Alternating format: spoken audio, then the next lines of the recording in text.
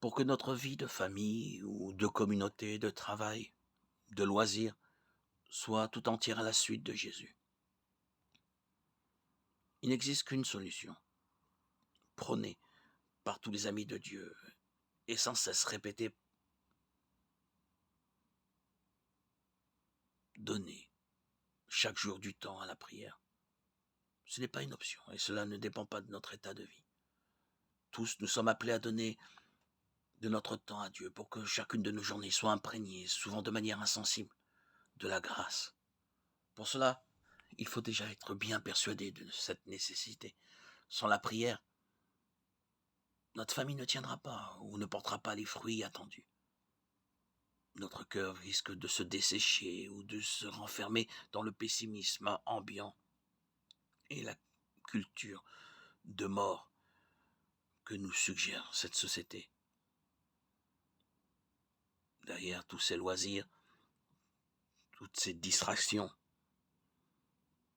se cachent des ténèbres.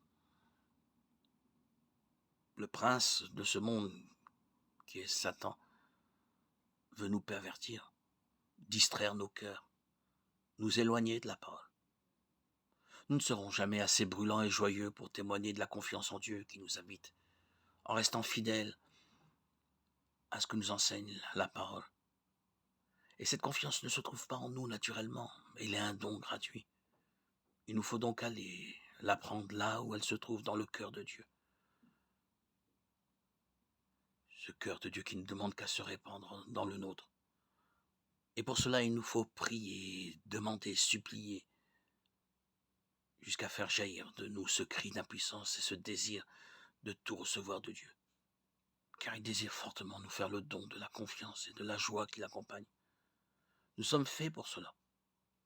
Mais si Dieu donne tout, à nous de tout mettre en œuvre pour pouvoir recevoir la grâce et en vivre dans la réalité de nos vies.